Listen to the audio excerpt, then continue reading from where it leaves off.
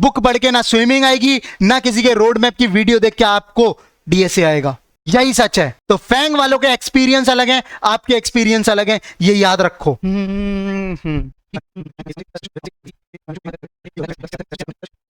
हाँ भाई, ऐसे देख रहे हो जैसे एक बार में तुम फॉलो करने लग जाओगे। कितने बार हुआ है कि तुमने कितनों के रोड मैप देखे हैं? इस वीडियो को बनाने से पहले मैंने चेक कर रहा, उसमें मैं देख रहा हूं लाखों व्यूज जा रहे हैं, व्यूज पे व्यूज जा रहे हैं। इसके रोड मैप, उसके रोड मैप, हर किसी के रोड मैप तुमने देख लिए हैं, लेकिन फॉलो एक भी नहीं हो रहा। जो आज मैं आपको एक चीज बताने वाला हूं, कोई भी फैंग यूट्यूबर आपको नहीं बताएगा, कोई भी नहीं बताएगा। No one can tell you single. Okay, जो आपको दिख रहा है, जिसके रोड मैप्स पे रोड मैप्स आ रहे हैं, क्यों आ रहे हैं? हर महीने के बाद जाकर खुद देखना, उसके एक बार जाना, स्क्रॉल करके देखना। एक बार उसने रोड मैप बनाया, उसके बाद 190, 3 मंथ, 4 मंथ रोड मैप पे रोड मैप डालता है। क्यों डालता है? Just because of you, you are the reason. आप सिर्फ रोड मैप देख के वो व्यूज दे रहे हो उसको, आप उससे कभी आगे बढ़ना ही नहीं चाहते हो, इसलिए वो भी आपको बस उसी लूप में बार बार घुमाए जा रहा है। ये मैं नहीं बोल रहा हूं, खुद जाकर चेक कर लो, स्क्रॉल करना, जिस भी फैंग यूट्यूबर भैया दीदी को फॉलो करते हो उसके रोड मैप्स। एक ही टॉपिक पे कितने बार रोड मैप है, कभी कान इधर से पकड़ के बोल रहा है, कभी कान पकड़ इधर से बोल रहा है, बस। और चल क्या रहा है वीडियोस में, और लास्ट में क्या आता है? इसका कोर्स प्रमोट, उसका कोर्स प्रमोट, बस। तो यहां से भी लड्डू पैसों का मिल गया और वहां से भी लड्डू मिल गया, व्यूज भी उस वीडियोस पे आते हैं बढ़िया, प्लस प्रमोशन हो गया। बट तुम्हारा क्या फायदा हुआ, ये समझ में नहीं आया तुमको। सो अपना रोड मैप ऐसा तो नहीं होने वाला।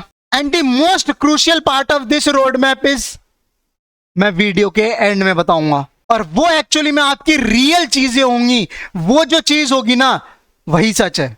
अब इस वीडियो को पूरा देखते हो तो जिम्मेदारी मेरी रही, अगर छोड़ के जाते हो तो जिम्मेदारी आपकी रही। सो इस रोड मैप से पहले मैंने एक वीडियो बनाई थी, जावा डेवलपर रोड मैप, और ये सबसे बेस्ट रोड मैप था मेरा अभी तक का। लेकिन आज मैं जो बताने वाला हूं ये उससे भी बेस्ट होगा। जब मैं इसका कंटेंट बना के उठा तब मुझे रियलाइज हुआ। सो जो लोग मेरे बारे में नहीं जानते उनको मैं बता दूं, 3.5 लाख से ज्यादा इस वीडियो पे, सिंगल वीडियो पे व्यूज आए हैं। और ऐसा नहीं है मैं सिर्फ रोड मैप से रोड मैप्स बनाता हूं, मेरे लेक्चर्स हैं, 2-2 घंटे, 3-3 घंटे मैंने लाइव पढ़ा है। अपने लेक्चर्स में टॉप नॉच क्वालिटी दी है, रोड मैप्स में क्रेडिबिलिटी दी है। और जो आज मैं ये रोड मैप आपको बता रहा हूं, ये ऑलरेडी मैंने बहुत से बच्चों को पढ़ा चुका हूं अपने लाइव बैच में, और उससे पहले पढ़ा चुका हूं। प्लस मैं इस पे क्वालिटी, टॉप नॉच क्वालिटी का कंटेंट बना रहा हूं। जाकर मेरे यूट्यूब चैनल पे चेक कर सकते हो, जावा डीएसए वेक्टर कोर्स पे जितनी भी वीडियोस हैं टॉप नॉच है। ये चैलेंज है मेरा। मेरे खुद के बच्चे भी बोलते हैं सर इतना तो बढ़िया हमने भी नहीं पढ़ा है लाइव बैच में, जितना आप हमारे को फ्री में जो वीडियोस आती हैं यूट्यूब पर उसमें पढ़ाते हो। क्योंकि मेरी हमेशा एक इंटेंशन होती है वीडियो जब बनाता हूं उससे पहले कि हर एक बच्चे को चीज समझ में आ रही हो, चाहे उसका कैसा भी बैकग्राउंड हो, किस भी लेवल पे वो लाइक करता हो। बिकॉज एक बार वीडियो देखने के बाद उसके किसी से वो डाउट्स नहीं पूछ सकता, तो उन सभी चीजों को ध्यान में रखकर बनाता हूं। और उन्हीं सब चीजों का जो मैंने अध्ययन किया वो मैं आज इस रोड मैप में बता रहा हूं, जो मेरे पास डेटा है उससे बता रहा हूं। सो टोटल 90 डेज में आपकी एक प्लेसमेंट के लिए अगर डीएसए प्रिपेयर कर रहे हो तो इज इनफ। 90 डेज के अंदर आपके टोटल 13 वीक्स होते हैं, 13। आज घर जाकर काउंट करना। इन 13 वीक्स में हम कैसे प्रिपेयर करें, हर एक वीक का मैं आपको बताने वाला हूं। कैसे अपनी प्रोग्रेस ट्रैक कर सकते हो, और कैसे जो लॉजिक्स नहीं बनते, लीड कोड पे जाते हो या कहीं क्वेश्चंस करते हो वो नहीं बनते, सब सॉर्ट हो जाएगा। बस इस वीडियो में पेशेंस बनाए रखो। इस रोड मैप को फॉलो करने से पहले आपको कोई भी एक प्रोग्रामिंग लैंग्वेज आनी चाहिए, फिर चाहे जावा हो, C++ हो, पाइथन हो या जावास्क्रिप्ट हो, कोई भी एक प्रोग्रामिंग लैंग्वेज आती हो। अब कोडिंग की नहीं मैं बोल रहा हूं, कोई किसी को HTML आती है वो नहीं कर पाएगा।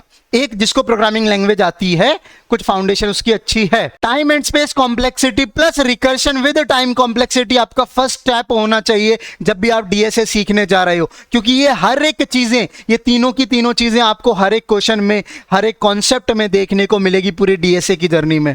प्लस इंटरव्यू इसके बिना अधूरा है, और ये आप एक वीक में खत्म कर सकते हो, फर्स्ट वीक में as a starter. Second week में आप एरे टॉपिक रखो, एरे डेटा स्ट्रक्चर है, मैट्रिक्स भी है।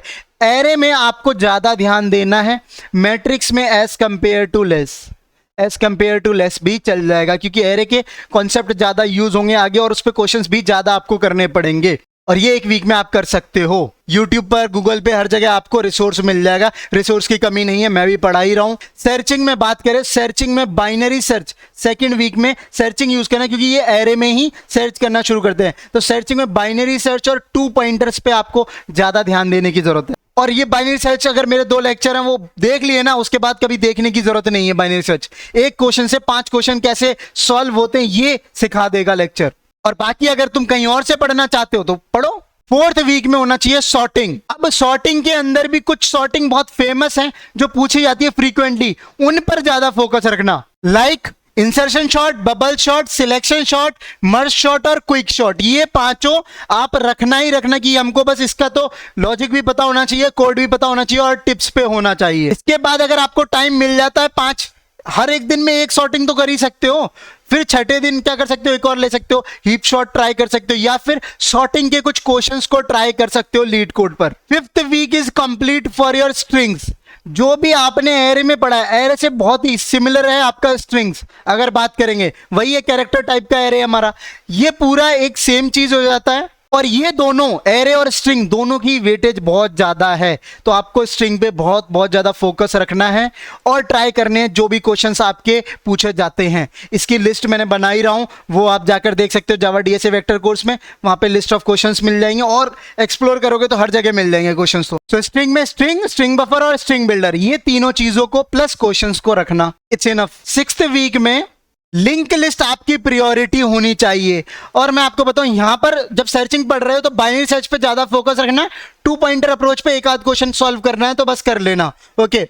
इसके बाद जो 2 पॉइंटर की अप्रोच की एक्चुअल में सबसे ज्यादा प्रैक्टिस होगी ना, वो आपकी लिंक लिस्ट में होगी, जहां आपको पैलिंड्रोम फाइंड करना हो, मिडल फाइंड करना हो, लिंक लिस्ट की साइकिल फाइंड करनी हो, रिमूव करना हो साइकिल, और या फिर मीटिंग पॉइंट करना हो, इंटरसेक्शन दोनों लिंक लिस्ट का ढूंढना हो, हर जगह आपको 2 पॉइंटर होगा। तो सबसे ज्यादा 2 पॉइंटर और लिंक लिस्ट का कॉम्बिनेशन आपको दिखेगा। वीक 7 में जब आपने लिंक लिस्ट पढ़ लिया और एरे पढ़ लिया, ये 2 टॉपिक, इसके बाद स्टैक और क्यू आता है। स्टैक और क्यू के अंदर क्या होता है, ये एरे और लिंक लिस्ट के थ्रू ही इंप्लीमेंट होता है। ये दोनों हमारे कौन से नॉन प्रिमिटिव डेटा स्ट्रक्चर्स हैं, राइट। और इनको इंप्लीमेंट करने के लिए आपको एरे की या लिंक लिस्ट की जरूरत पड़ेगी ही पड़ेगी, इसलिए हमने एरे और लिंक लिस्ट पहले पढ़ा है। बेशक अभी जाकर आप गूगल करके चेक कर लेना तो आपको 2 आ जाएंगे, स्टैक यूजिंग एरे इंप्लीमेंटेशन और stack implementation using link list, same Q में आ जाएगा। तो इसकी इंप्लीमेंटेशन, इसके बारे में, ये लीफो है, ये फीफो है, कैसे काम करता है, क्या वर्किंग है, कौन सी लाइब्रेरी है, कौन से इनबिल्ट फंक्शंस है, वो ट्राई करो। और इसके ऊपर जो क्वेश्चंस में अगर मैं बात करूं तो आपको स्टैक के क्वेश्चंस पे ज्यादा ध्यान देना है as compare to queue. Queue के क्वेश्चंस तुम्हारे को थोड़े कम दिखेंगे, स्टैक के बहुत ज्यादा होते हैं। बहुत फेमस क्वेश्चन है, जैसे second largest, third largest, second minimum, third minimum, fourth minimum, बहुत सारे स्टैक के फेमस क्वेश्चंस है, वैलिड पैरेंथेसिस, फेमस क्वेश्चंस है ये। तो स्टैक की वेटेज ज्यादा है एज कंपेयर टू क्यू जब आप बात करते हो यहां पर। तो जहां वेटेज ज्यादा है वहां टाइम ज्यादा इन्वेस्ट करो, लेकिन टाइम उतना ही रखो, 1 हफ्ते में खत्म करना है। अब बारी आती है वीक 8 की। इसके अंदर आप करोगे हैश मैप एंड हीप, और हीप को प्रायोरिटी ज्यादा देना। क्यों बोल रहा हूं, इसी के अंदर आता है एक प्रायोरिटी क्यू। जब हीप को आप ज्यादा दोगे प्रायोरिटी, तो वही प्रायोरिटी क्यू भी पढ़ोगे उसके अंदर, तो ये ज्यादा आपको दिखेगा कॉन्सेप्ट, प्रायोरिटी क्यू के क्वेश्चंस, हीप बेस्ड क्वेश्चंस। तो जो आपने देखा था यहाँ पे हीप शॉट, शॉर्टिंग में भी है, एक हीप शॉट भी है, तो इसकी वेटेज ज्यादा, हीप शॉट पे ज्यादा थोड़ा फोकस रखना, उस पर ज्यादा क्वेश्चन बनते हैं और ज्यादा पूछा जाता है। Got my point. ये हो गए हमारे टोटल 8 वीक्स। अब मूव करते हैं 9th वीक में, और यहां तक बहुत ज्यादा कॉन्फिडेंस और बहुत चीजें आप कवर कर चुके हो। वीक 9 से लेके वीक 13, यहां पर हम क्या चीजें करने वाले हैं, यहां पर हम एडवांस डेटा स्ट्रक्चर देखेंगे, प्लस यहां पर हम एडवांस एल्गोरिदम्स को भी थोड़ा सा एक्सप्लोर करें जाकर, एडवांस एल्गोस को, प्लस यहां पर आपको रिवीजन को भी ध्यान में रखना पड़ेगा। ऐसा क्यों बोल रहा हूं, क्योंकि अभी तक जो आपने 8 वीक पढ़ा है ना, ये रिवीजन भी तो बहुत जरूरी है। सो इसके लिए 1 वीक आप पूरा रखो कि आपको पूरा रिवाइज करना है, उससे पहले आपको कुछ चीजें और करनी है। वीक 9 में आप एडवांस एल्गोरिदम्स को रखो, जैसे स्लाइडिंग विंडो हो गया, प्लस कुछ ग्रीडी अप्रोचेज होती हैं, उनको भी आपको थोड़ा देखना है। ग्रीडी अप्रोचेज हैं जो, उस पर ज्यादा, लेकिन ज्यादा स्लाइडिंग विंडो रखो। स्लाइडिंग विंडो के फिर आपको पैटर्न वाइज क्वेश्चंस होंगे, अभी मैं आपको बताऊंगा। मैंने बोला ना मोस्ट क्रूशियल पार्ट ही रह गया, वो बताऊंगा अभी। तो स्लाइडिंग विंडो को आपको वेटेज ज्यादा रखनी है, इसकी वेटेज बहुत ज्यादा है, ओके, इंक्रीजिंग में कर दिया। वीक 10 पे आना है, यानी कि अब वीक 10 आपका एडवांस डेटा स्ट्रक्चर होना चाहिए, तो यहां पर ट्री है, और ट्री में भी आपको BST, बाइनरी सर्च ट्री को ज्यादा फोकस देना है। वीक 11 आपका समर्पित होना चाहिए ग्राफ्स के लिए, और ग्राफ में भी आपका BFS, एंड डीएफएस, ये ज़्यादा इंपॉर्टेंट है, इसको ध्यान देना। देखो ट्री और ग्राफ को एक हफ्ते में पढ़ना बहुत, मतलब ये नहीं कहूँगा कि कोई भी आप 30 मार्क का बन जाओगे एक हफ्ते में, लेकिन सिर्फ एक हफ्ते ट्री पे फोकस करोगे तो बहुत सारी चीज़ें आप कवर कर लोगे। सिर्फ ग्राफ पे फोकस करोगे तो बहुत कुछ कर लोगे, बट ये दोनों ही टाइम कम है अगर आप गूगल, फेसबुक, अमेजॉन ऐसी कंपनियों में करना है। और वहां तक पहुंचने के लिए मैं तो ये कहता हूं कि सबसे पहले आपकी एक ओवरऑल प्रिपरेशन होनी चाहिए, कंपनी फोकस्ड नहीं होनी चाहिए, क्योंकि वहां पता नहीं रेफरल मिले या ना मिले, पता नहीं वहां हायरिंग हो या ना हो, पता नहीं वो आपके कैंपस में आती हो या ना आती हो। तो जो बच्चे अपने फैंग यूट्यूबर भैया दीदी से इन्फ्लुएंस होते हैं वो ये गलतियां करते हैं। वो अपनी औकात नहीं देखते हैं, अपने पैंट का साइज नहीं देखते हैं, दूसरों के पैंट के साइज में घुसने की कोशिश होती है। कभी अपने फिटिंग का भी तो सिलवा लो, अपना आसपास का माहौल तो देख लो, कौन सी कंपनी में हम ट्राई कर सकते हैं, अप्लाई कर सकते हैं। वहां जो ज्यादा चीजें पूछी जा रही है उनको ज्यादा फोकस दो। सो अगर आप यहां तक आ गए हो गलती से, क्योंकि बहुत बहुत कम चांसेस है, यहां तक अगर आप आ गए हो तब आप क्या करना, रिवीजन करना शुरू कर देना, क्योंकि रिवीजन बहुत बहुत ज्यादा जरूरी है। जो क्वेश्चन आपसे हो गया है सॉल्व, वही आपको पहले इंटरव्यू में क्रैक करवाने में हेल्प करेगा और वो आपको आना चाहिए। तो रिवीजन रखना, एक वीक पूरा ब्रेक लो, जितनी चीजें पढ़ी हैं आज तक सारी रिवाइज कर मारो, थियोरी, कोड, नोट, सब कुछ। अब जाना आप रिकर्शन जो आप पहले से कर चुके हो, प्लस बैक ट्रैकिंग, क्योंकि ये रिकर्शन के ही सारे पार्ट है। अगर देखोगे बैक ट्रैकिंग एंड डीपी ये सब एक ही है। ओके, तब मूव करना वीक 13 पे, तब मूव करना और ये चीजें एक्सप्लोर करना और पढ़ना। नाउ अब आ जाता है अपने most crucial part of this road map. अब ये लॉजिक बिल्डिंग कैसे होती है इस पे मैंने ऑलरेडी एक वीडियो बनाई थी, वो जाके एक्सप्लोर कर लेना, देख लेना अगर देखना चाहते हो।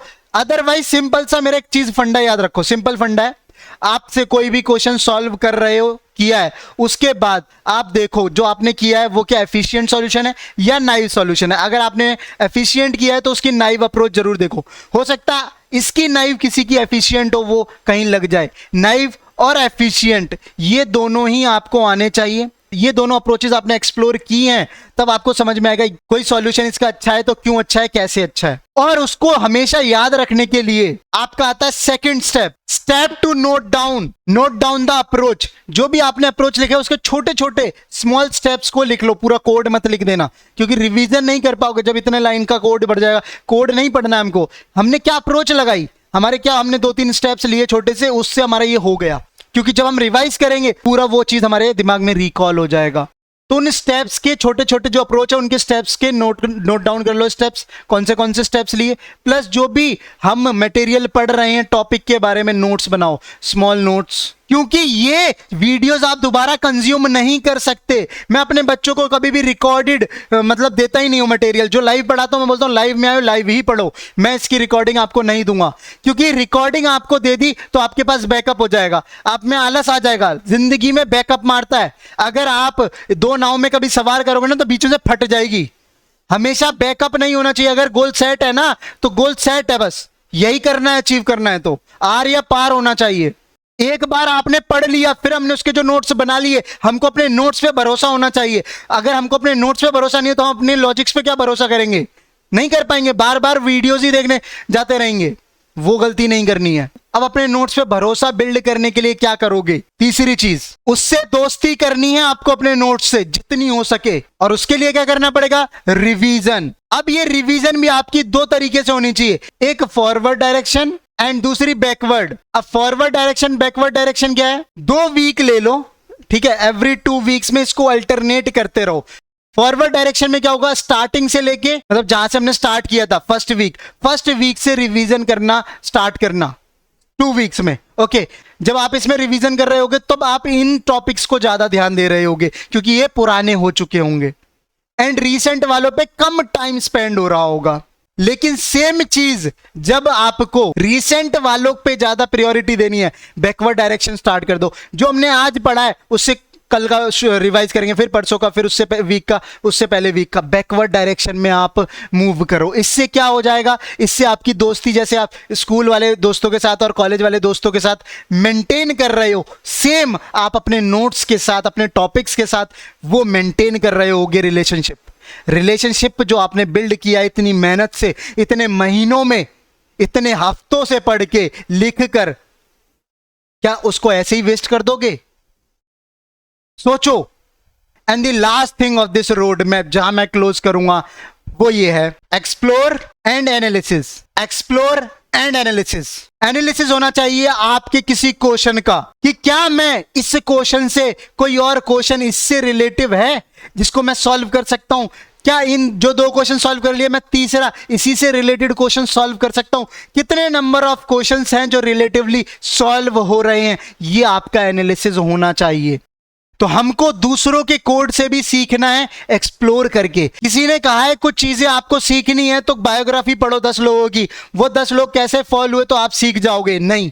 मैं कहता हूं ऐसा गलत है। किसी की बायोग्राफी आप पढ़ रहे हो, उससे आपको वो स्विमिंग का एक्सपीरियंस लिख रहा है, मेरा ये एक्सपीरियंस था, और आप उसके स्विमिंग के एक्सपीरियंस से आपको कभी स्विमिंग नहीं आएगी। तो ये जो एनालिसिस है, दूसरों की जो डीएसए शीट है बच्चे फॉलो करते रहते हैं, वो उनकी है, उनके एक्सपीरियंसेस की है, आपके एक्सपीरियंसेस की नहीं है। आपको खुद एक्सपीरियंस करना होगा। आपने जब ये चीजें कर ली हैं, 10-20 क्वेश्चन सॉल्व किए हैं किसी टॉपिक पर, उसके बाद आपको खुद जाना होगा इंटरव्यू देने और रिजेक्ट होना होगा। उसके बाद आपको पता चलेगा अच्छा ये चीज ज्यादा पूछ रहे हैं, तो ये चीज 2-4 जगह हमने इंटरव्यू दिया है, तब हमको ये ज्यादा लगी है, तो हमको ये पढ़नी चाहिए। आपको खुद ठोकरें खानी पड़ेंगी, आपको खुद एक्सपीरियंस लेना पड़ेगा। ये बुक पढ़ के ना स्विमिंग आएगी, ना किसी के रोड मैप की वीडियो देख के आपको डीएसए आएगा। यही सच है। तो फैंग वालों के एक्सपीरियंस अलग हैं, आपके एक्सपीरियंस अलग हैं, ये याद रखो। जो नहीं हुआ उसको नोट डाउन करो, फिर रिवाइज करो, फिर ट्राई करो। यही एक मूल मंत्र है। कोई टिप्स और ट्रिक्स कोई काम नहीं आएगी इसके आगे। हार्ड वर्क करना तो पड़ेगा, बट स्मार्टली कर लोगे तो और अच्छा है। सो बताना मेरे को, अपना वैल्यूएबल फीडबैक छोड़ना, कमेंट करना, ओके। लाइक डिसलाइक जो पसंद आए जैसी है वो करो, वो आपकी मर्जी है, लेकिन पहले पढ़ना है, पढ़ाई पे ज्यादा फोकस करना है। दूसरी चीज, लेक्चर्स जाके मेरे एक्सप्लोर करो, चेक करो क्या क्वालिटी है।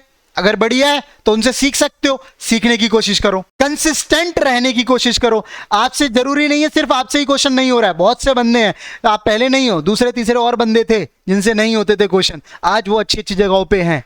बस भरोसा रखो, प्रोसेस पे लगे रहो। चलो फिर, bye bye, best of luck.